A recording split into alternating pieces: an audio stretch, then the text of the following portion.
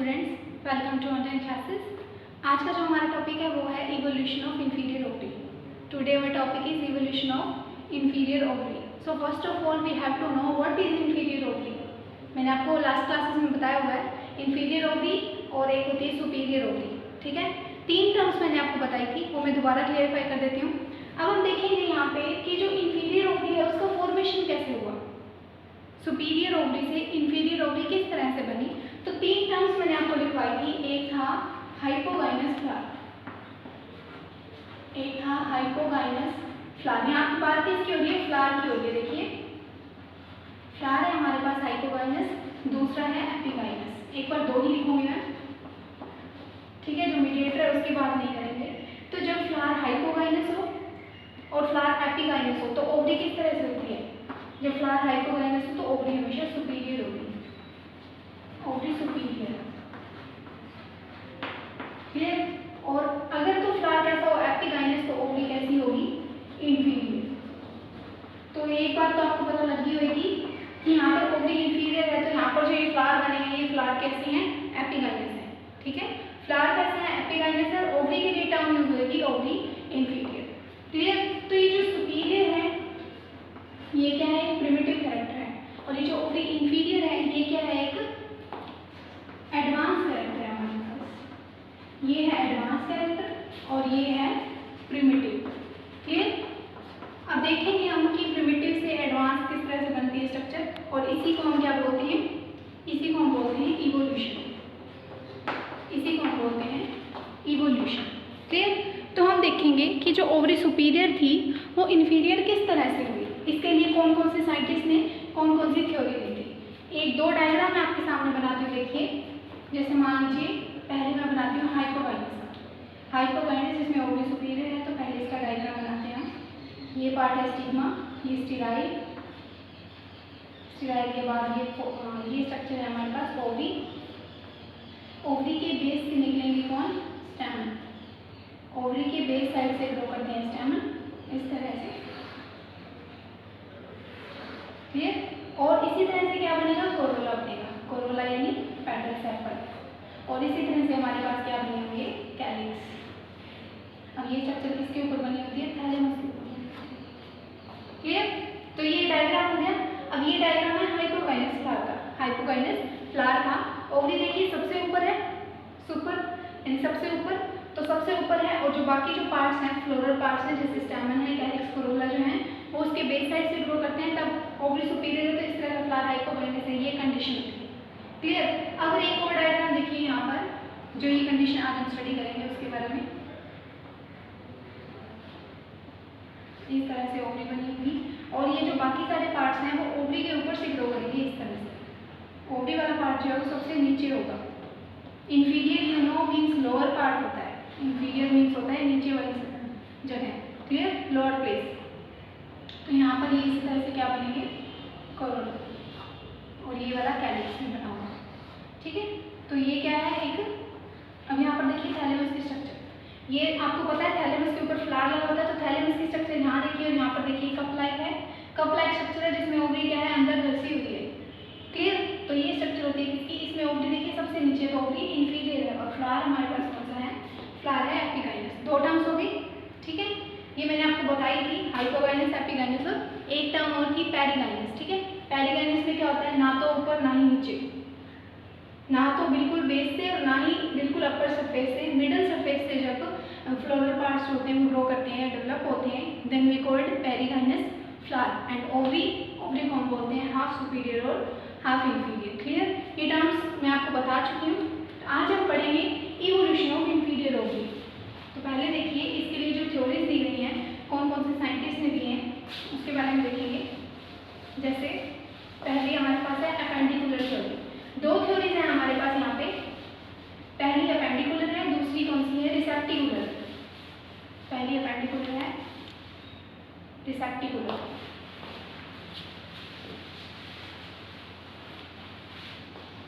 देखिए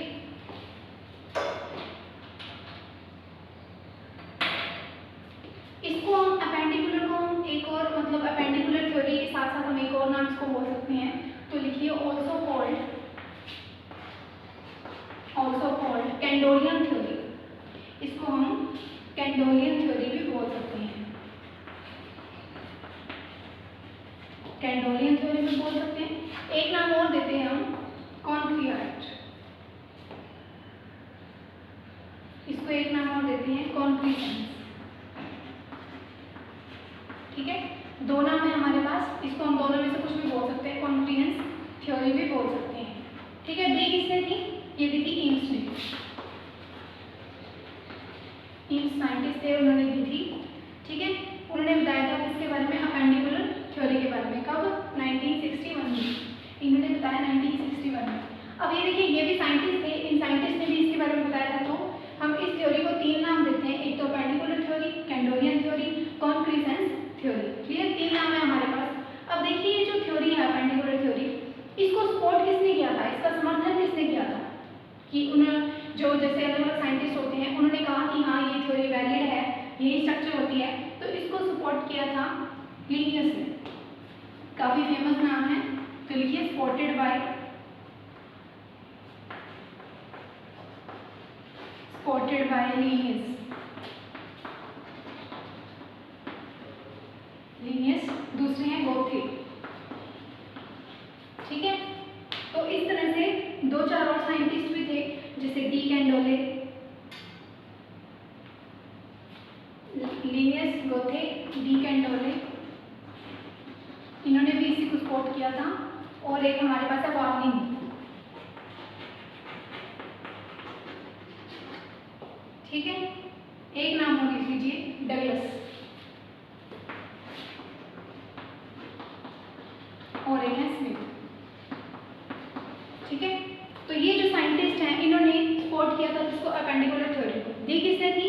एम्स ने दी थी। लेकिन कैंडोले ने भी दी थी, जैसे कैंडोले का नाम आ रहा है तो उसके नाम पे रख दिया कैंडोलियन थ्योरी। क्लियर, तो हम अपेंडिकुलर थ्योरी बोले या कैंडोलियन थ्योरी बोले या कॉन्क्रीसेंस थ्योरी बोले, बात एक ही है। और इसको सपोर्ट किसने किया? लीनियस ने किया, गोथे ने किया, डी कैंडोले ने किया, स्मिथ ने, डगलस हो गया और वार्निंग। ये जो साइंटिस्ट है, इन्होंने सबको इसको समर्थन दिया। अब इसमें होता क्या है? सबसे पहले तो ये जो डायग्राम है, इसको हम लेबल करते हैं। देखिए, जो मेजर एक डिफरेंस मैं आपको बता दूं, जो अपेंडिकुलर थ्योरी और रिसेप्टिकुलर थ्योरी में है।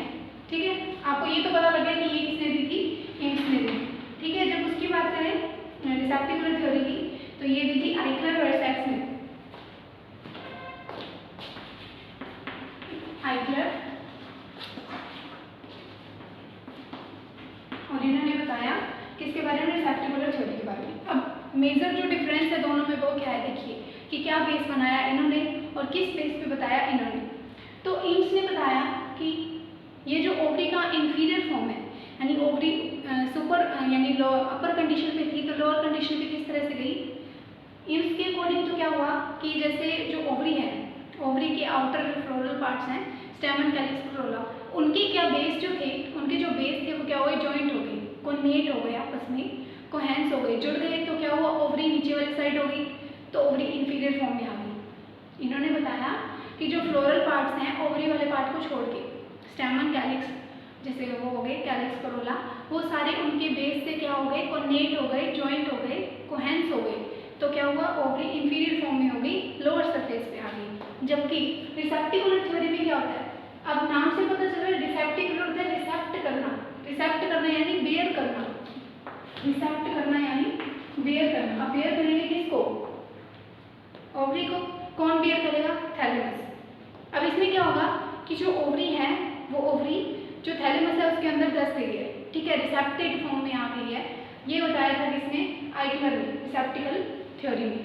इन्होंने बताया कि जो ओवरी है वो अपने आप ही नीचे वाली साइड धस गई या रिसेप्टेड हो गई, और इन्होंने बताया कि फ्लोरल पार्ट्स क्या हो गए? आपस में कोनेट हो गए। क्लियर। अब ये जो प्रूफ है, ये जो प्रूफ है, ये हमें किससे पता चलता है? ये हमें पता चलता है फ्लावर के अंदर होने वाली वैस्कुलर सप्लाई से। आपको पता है जो वैस्कुलर सप्लाई होती है, जैसे मान लीजिए हम वाटर की बात करते हैं, तो वाटर का जो ट्रांसफर होता है वो रूट से लेके फ्लावर के हर एक पार्ट तक होता है। लेकिन जो फूड का ट्रांसफर होता है, फूड सप्लाई होती है, वो लीव से लेके फ्लावर के या प्लांट के हर एक पार्ट तक जाती है। क्लियर। तो अब देखिए, अब फ्लोरल पार्ट क्या होता है? फ्लावर सबसे ऊपर लगा होता है। ठीक है, वहाँ पर क्या है? मान लीजिए इस तरह से, जैसे ये जो स्ट्रक्चर बनी हुई है ये वाली, इसके अंदर क्या हो रही है? वैस्कुलर सप्लाई हो रही है, यानी जो फ्लावर है इसको पानी भी मिल रहा है और फूड भी मिल रहा है। हैं पेटल्स, तो ये सारा किसकी वजह से है? फूड की वजह से है, वाटर की वजह से। अब यहाँ पर जो वेस्कुलर सप्लाई है, उस वेस्कुलर सप्लाई के बेस पे हम देखते हैं कौन सा पार्ट कहाँ पे सिचुएटेड है और कौन से पार्ट में किस किस तरह से इवोल्यूशनरी स्ट्रक्चर आती है। ठीक है, सबसे पहले हम क्या करते हैं, इस जो डायग्राम है हमारे पास, इसको हम लेबल कर देते हैं। देखिए जो जितना भी ये सप्लाई वाले पार्ट्स दिख रहे हैं, ये है क्या? ये सारे वेस्कुलर सप्लाई है। तो ये जो बंडल है अदर वर्ल्स के लिए है, बंडल्स टू अदर वर्ल्ड। ठीक है, ये जो बंडल है यानी ये वाली जो सप्लाई हो रही है, देखिए यहाँ से जाएगी कैलिक्स को, कोरोला को भी, और यहाँ से स्टैमेन को। ठीक है, वो पार्ट का है नीचे है ओवरी वाला। तो ये क्या है? Bundle to other world. तो ये वाला अदर वर्ल्ड जितने भी उनके लिए है वेस्कुलर बंडल, और ये वाला वेस्कुलर बंडल है फ्लोरल ट्यूब के लिए, फॉर फ्लोरल ट्यूब के लिए है ये पार्ट। क्लियर? और उसके बाद ये वाला जो पार्ट है कौन सा? जैसे यहाँ पर ये जो स्ट्रक्चर बनी हुई है, देखिए ये वाली जो स्ट्रक्चर है, ये क्या लगे हुए हैं? ये क्या लगे हुए हैं? ओव्यूल लगे हुए हैं। ओव्यूल लगे हुए हैं, आपको पता है ओव्यूल किसके अंदर लगे होते हैं? ओवरी के अंदर। तो ये स्ट्रक्चर क्या है? ओवरी है। ये पूरी स्ट्रक्चर ओवरी है, इसके अंदर क्या लगे हुए हैं? ओव्यूल लगे हुए हैं। क्लियर? और ये वाला जो पूरा पोर्शन है इसे हम बोलते हैं कार्पल। कार्पल आपको पता है क्या होती है? गाइनोशियम की सिंगल यूनिट, गाइनोशियम की जो कि वर्ड है कौन सा? फीमेल पार्ट वाला, तो उसकी सिंगल यूनिट कार्पल है। ये कार्पल हो गया पूरा का पूरा। ठीक है, तो ये सारी क्या है? वेस्कुलर सप्लाई है। अब यहाँ पर देखिए ये सारे यहाँ से जॉइंट है। वेस्कुलर सप्लाई देखिए अगर अलग होनी होती, अगर यहाँ से अलग होती, क्योंकि हम देख रहे हैं ओवरी वाला पार्ट कहाँ पे है? यहाँ पे प्रेजेंट है। फोकस कीजिए इस डायग्राम पे, ओवरी वाला पार्ट यहाँ पे बना हुआ है। ठीक है, तो ओवरी वाले पार्ट से जो वेस्कुलर सप्लाई है वो अलग हो जानी चाहिए थी, क्योंकि अगर तो ओवरी से प्लांट जो पार्ट अलग हो रहे हैं, मान लीजिए ओवरी बन रही है, ओवरी से मान लीजिए स्टैमेन जा रहा है, ये कैलिक्स है, ये कोरोला है, इस तरह से होता तो यहाँ से सप्लाई भी अलग होती। एक वेस्कुलर सप्लाई ओवरी को जाती तो दूसरी स्टैमेन को, तीसरी कैलिक्स को, कोरोला को, इस तरह से सप्लाई होनी चाहिए। जबकि ऐसा कंडीशन नहीं दिख रही है। इसमें क्या हो रहा है? यहाँ से सेम ही जा रहे हैं, सेम ही पाथ से जा रहे हैं, ऊपर जाके अलग हो रहे हैं। उसका मतलब क्या है कि जो बाकी जो फ्लोरल पार्ट्स हैं उनका जो बेस है वो कहाँ है? ओवरी के ऊपर है। वो बेस ओवरी के ऊपर है, तभी तो ये 2 डायरेक्शन में हो गया, वरना तो एक ही डायरेक्शन रहती इसकी। और अलग होनी होती तो यहीं से होती अगर बेस से ग्रो करते तो। अब ये प्रूफ है हमारे पास कि जो ओवरी वाला पार्ट है वो सबसे नीचे है और कैलिक्स कोरोला वाले ऊपर है, इसीलिए यहाँ से क्या हो रही है? वेस्कुलर सप्लाई अलग हो रही है। डायग्राम देख सकते हैं आप, यहाँ पे जो वेस्कुलर बंडल का पार्ट है वो एक ही जा रहा है, लेकिन ऊपर जाके अलग हो रहा है। अब ऊपर जाके अलग हो रहा है मीन्स जो बेस है बाकी फ्लोरल पार्ट्स का वो ऊपर वाली साइड है, जबकि ओवरी कहाँ है? सबसे नीचे। तो सप्लाई उसको सीधी हो रही है। क्लियर? तो ये प्रूफ हो गया कि एपेंडिकुलर थ्योरी जो एम्स ने बताई थी, उन्होंने बताया कि जो फ्लोरल पार्ट्स थे उनके कोऑर्डिनेट होने से, उनके जुड़ने से क्या हुआ? ओवरी इंफीरियर होगी। क्लियर? समझ आई ये बात? एपेंडिकुलर थ्योरी वाली साइंटिस्ट के नेम ध्यान में रखने हैं, डायग्राम को अच्छे से देखना है और लेबल भी करना है। तो क्लियर हो गया कि एपेंडिकुलर थ्योरी क्या थी? 2 बातें हमें याद रखनी है एपेंडिकुलर थ्योरी में, एक तो ये डायग्राम और दूसरी ये बात कि हुआ क्यों? फ्लोरल पार्ट के कोऑर्डिनेट होने से, कोहेरेंस होने से। क्लियर? अब हम बात करते हैं किसकी? रेसेप्टिकुलर थ्योरी की। अब यहाँ पर देखिए ये वाला भी वही पार्ट है जैसे वहाँ लिखा है bundle to other world. Other world से आप मतलब समझते हैं ना, ओवरी वाले वर्ल को छोड़ के स्टैमेन वाला आ जाएगा और पेटल और सेपल वाला वर्ल आ जाएगा। क्लियर? और ये वाला जो डॉटेड से बना हुआ है ये फ्लोरल ट्यूब के लिए है। ये किसके लिए है? फ्लोरल ट्यूब के लिए। उसके बाद वही ये क्या लगे हुए हैं? ओव्यूल लगे हुए हैं। और ये क्या लगे हुए हैं? इस तरह से ये वाला पार्ट है ओवरी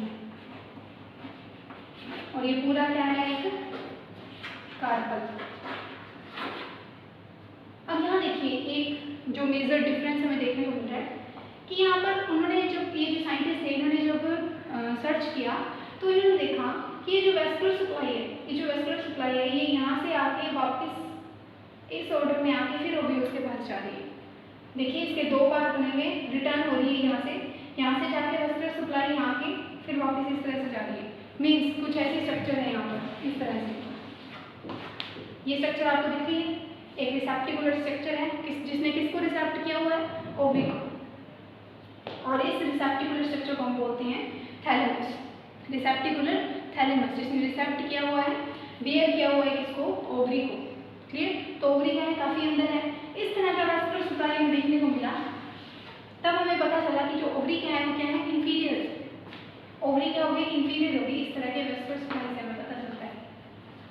क्लियर। तो आपको ये लिखना कैसे, जैसे रिसेप्टिकुलर थ्योरी में इसे हम एक्सियल थ्योरी में बोलते हैं, रिसेप्टिकुलर थ्योरी या एक्सियल भी बोल देते हैं। रिसेप्टिकुलर बोल के एक्सियल भी हम बोल सकते हैं क्योंकि एक्सिस साइड पे फंसी हुई है ओवरी। ठीक है। और ये फ्लावर कैसा है, दोनों में फ्लावर है एपिगाइनस, फ्लावर है एपिगाइनस। अब ये देखिए जो अपेंडिकुलर थ्योरी है ये हमें देखने को मिलती है ऑलमोस्ट सभी एंजियोस्पर्म में। सभी जो एंजियोस्पर्म है उसमें हमें ये कंडीशन देखने को मिलती है, कौन सी, ये वाली अपेंडिकुलर थ्योरी। जबकि ये जो रिसेप्टिकुलर है हमें देखने को मिलती है कैक्टेसी में। कैक्टेसी में दूसरी हमारे पास है सैंटेसी। ठीक है। दो फैमिलीज हमारे पास, ये ऑल एंजियोस्पर्म में देखने को नहीं मिलती है। रिसेप्टिकुलर जो थ्योरी है वो सभी एंजियोस्पर्म में नहीं मिलती है, और ये सिर्फ कुछ एंजियोस्पर्म जैसे कैक्टेसी फैमिली आ जाएंगे और सैंटेसी फैमिली के आएंगे, तो उनमें ये कंडीशन देखने को मिलेगी। क्लियर। तो सब आपको ये क्वेश्चन अटेंड कैसे करना है, सबसे पहले आपको इंफीरियर ओवरी का पता होना चाहिए। अगर 2 मार्क्स में इंफीरियर ओवरी पूछे तो आपको उसका डायग्राम बनाना है, इंफीरियर ओवरी का जो डायग्राम बनाया था, और ये बताना है कि फ्लावर कैसा होगा, एपिगाइनस। लिख लीजिए यहाँ पर फ्लावर कैसे हैं, ये दोनों में दोनों फ्लावर कैसे हैं, एपिगाइनस है। जबकि हाइपोगाइनस फ्लावर होता जबकि अगर फ्लावर हाइपोगाइनस होता तो ओवरी कैसी होती, सुपीरियर होती। और सुपीरियर ओवरी क्या है, एक प्रिमिटिव कैरेक्टर है, जबकि ओवरी का इंफीरियर होना क्या है, एक एडवांस कैरेक्टर है। आपको पता ही है इवोल्यूशन में हम प्रिमिटिव टू एडवांस जाते हैं, इवोल्यूशन में हम प्रिमिटिव टू एडवांस कैरेक्टर के बारे में ही पढ़ते हैं। ठीक है। तो इसी तरह से मैंने इवोल्यूशन में आपको, जैसे कार्पल का इवोल्यूशन हो चुका है हमारे पास, स्टैमन का इवोल्यूशन हो चुका है, कौन डुप्लीकेट कंडीशन हो चुकी है, यूनिट 3 में लगभग सारा कुछ ही कंप्लीट हो ही चुका है, इवोल्यूशन सभी तरह का। और इसमें आपके सिलेबस में ये जो थ्योरीज हैं ये अलग से मेंशन की हुई हैं। तो अगर 2 मार्क्स के क्वेश्चन बनते हैं तो ये डायग्राम बनाना साइंटिस्ट ने लिखते हैं, लेकिन अगर 10 मार्क्स में क्वेश्चन होता है तो दोनों को दोनों आपको इस तरह से ही क्लैरिफाई करने हैं, डिफ्रेंशिएट करना है। और जितनी लाइनें मैंने वर्बली आपको बताई हैं इन दोनों कैरेक्टर्स के बारे में, इन दोनों थ्योरीज के बारे में, वो सारी आपको वहाँ पर लिखनी है। क्लियर। तो अपेंडिकुलर थ्योरी और रिसेप्टिकुलर थ्योरी, इसको हम बोलते क्या हैं, evolution of inferior ovary. Clear. एक बार फिर से मैं रिपीट कर देती हूँ कि इन दोनों में होता क्या है। देखिए अपेंडिकुलर थ्योरी किसने दी, एम्स ने 1961 में। उसी तरह से जो रिसेप्टिकुलर थ्योरी आइकलैंड एंड सैक्स ने दी थी, इसको हम बोलते हैं कंडोलियन या कॉन्क्रीसेंस थ्योरी, इसको हम बोलते हैं एक्सियल थ्योरी। क्लियर। दूसरा इसको स्पॉट किया लिनियस ने, गोथे ने, डी कैंडोले ने, वार्निंग ने, डगलस ने और स्मिथ ने। तो ये सारे आ गए। अब इसका एक डायग्राम आप ध्यान रखें कि ये जो बंडल, ये जो अलग हो रहे हैं, वेस्कुलर सप्लाई का जो पाथ अलग हो रहा है वो कहाँ से हो रहा है, ओवरी को क्रॉस करके। देखिए ओवरी को क्रॉस करके यहाँ से अलग हो रहे हैं, मीन्स कि ये जो स्टैमन है, कैलिक्स कोरोला क्या है, वो ओवरी के बहुत ऊपर से डेवलप हो रहे हैं। उनका बेस कहाँ है, ओवरी के ऊपर है, तो ओवरी ऑटोमेटिकली इंफीरियर होगी। ठीक है। तो यही चीज़ बताई थी इन्होंने एम्स ने कि कैलिक्स कोरोला और स्टैमन के बेस से आपस में कोनेट होने से क्या होता है, ओवरी इंफीरियर हो जाती है। क्लियर। जबकि किसकी बात करें, रिसेप्टिकुलर नाम से पता चल रहा है, रिसेप्ट यानी बियर करना, किसको करना, ओवरी को। करेगा कौन, थैलेमस। इस तरह से स्ट्रक्चर है थैलेमस की, यहाँ पर ओवरी बनी होगी और बाकी सारे पार्ट ऊपर से लगे होंगे। क्लियर। यहाँ पे भी वेस्कुलर सप्लाई आप देख सकते हैं, ये देखिए इस तरह से, ये तो वही उसी तरह से हो गया कि कोनेट है, बेस है वहाँ से, और यहाँ से पाथ अलग हो रहे हैं। लेकिन एक जो मेजर चीज़ हमें देखने को मिलती है, इसका जो रिटर्न होना, इसका टर्न होना इस तरह से। तो ये क्या है, एक ओवरी के इंफीरियर होने का प्रूफ है। वो क्या है, ये सप्लाई किसकी, वेस्कुलर की। तो ये जो सारा का सारा हमने पढ़ा है, इसका जो मेन बेस था वो क्या था, दोनों का ही वो था वेस्कुलर सप्लाई। वेस्कुलर किसका काम आ जाएगा, जाइलम का। दूसरा काम हमारे पास होता है फ्लोएम का। जाइलम वही वाटर का सप्लाई करेगा और फ्लोएम वही फूड का सप्लाई करेगा। आपकी नेक्स्ट यूनिट में या इसी में ही है ये जाइलम और फ्लोएम को काफ़ी डिटेल में हम स्टडी करेंगे। इसकी जितनी भी टाइप ऑफ सेल्स होती हैं, इंटरनल स्ट्रक्चर होती है, कितनी तरह का होता है, किस तरह की सेल्स प्रेजेंट होती हैं, एज वेल एज फ्लोएम में इनका फंक्शन किस तरह से होता है, वो सारा हम नेक्स्ट क्लास में स्टडी करेंगे। तो आज सिर्फ इतना ही था, evolution of inferior ovary. Clear? एक चीज़ और कि यहाँ पर देखिए ये जो ओव्यूल है, ये जो ओव्यूल है, इन ओव्यूल्स के ओवरी में लगने का जो अरेंजमेंट होता है, ओव्यूल्स के ओवरी में लगने के अरेंजमेंट को हम बोलते हैं प्लेसेंटेशन। तो ये भी हम पहले नेक्स्ट वीडियो में एक बात करेंगे कि प्लेसेंटेशन होती क्या है। ये भी एक टॉपिक है, इसमें से टाइप पूछ लेता है। तो नेक्स्ट क्लास में हम पहले प्लेसेंटेशन पढ़ेंगे, देन हम जाइलम फ्लोएम को क्लियर करेंगे। सो आज के लिए इतना ही।